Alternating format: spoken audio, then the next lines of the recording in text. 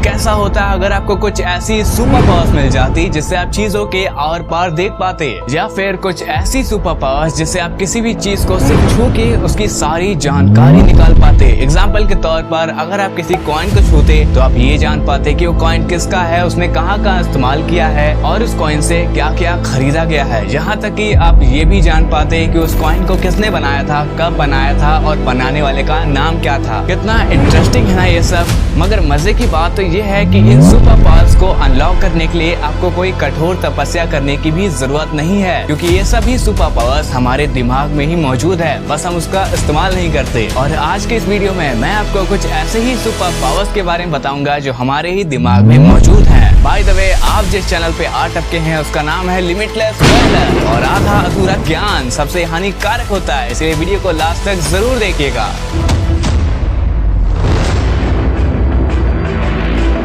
अगर आपने साइकोलॉजी के बारे में थोड़ा भी पढ़ा है तो आपको मालूम होगा कि हमारे ब्रेन में कितना कुछ करने की क्षमता है, और हमारे ब्रेन में एक ऐसी सुपर पावर भी मौजूद है जो हमें स्पिरिट्स या कह लें प्रेत आत्माओं से बात करने के काबिल बनाती है, जिसे हम साइकोमेंसी के नाम से भी जानते हैं। और अगर आप भी साइकोमेंसी में माहिर हो गए तो आप स्पिरिट से बातें कर पाएंगे, या फिर किसी भी चीज को सिर्फ छू कर ये बता पाएंगे कि वो चीज किसकी है, उस चीज से क्या क्या किया गया है और उस चीज को कहाँ कहाँ ले जाया गया है। और आपने कई लोगों को सिर्फ अपनी मन की शक्ति से चीजों को उठाते हुए देखा होगा, और ऐसा आप भी कर सकते हैं अगर आपने भी टेलीकिनेसिस में महारत हासिल कर रखी है। लेकिन कई लोगों को टेलीकिनेसिस सिर्फ एक मजाक लग रहा होगा, मगर मैं आपको बता दूं कि क्वांटम फिजिक्स के अनुसार टेलीकिनेसिस पॉसिबल है। क्वांटम फिजिक्स के अनुसार अगर आप किसी चीज को मूव कराना चाहते हैं तो दोनों ऑब्जेक्ट के बीच इलेक्ट्रॉन्स का कनेक्शन होना चाहिए। लेकिन जैसे हमें पता है कि हमारी ह्यूमन बॉडी में इलेक्ट्रॉन्स के साथ प्रोटॉन्स और न्यूट्रॉन्स भी मौजूद हैं, लेकिन जब हम टेलीकिनेसिस करते हैं तब हमारे ब्रेन में इलेक्ट्रॉन्स फ्लो होने लगते हैं, और हमारा ब्रेन जिस ऑब्जेक्ट पर फोकस कर रहा होता है तब इलेक्ट्रॉन्स उस ऑब्जेक्ट के चारों तरफ एक घेरा बनाते हैं, और उस समय इलेक्ट्रॉन्स जो फोर्स जनरेट कर रहे होते हैं उससे हम अपनी ब्रेन की पावर से किसी भी चीज को मूव करा पाते हैं। लेकिन टेलीकिनेसिस परफॉर्म करना उतना भी आसान नहीं है, क्योंकि अगर आपको इलेक्ट्रॉन्स की मदद से किसी ऑब्जेक्ट को मूव कराना है तो आपको अपने ब्रेन और उस ऑब्जेक्ट के बीच इलेक्ट्रॉन्स का एक कनेक्शन बनाना पड़ेगा, जिसके लिए आपको अपने ब्रेन पे पूरा कंट्रोल होना जरूरी है।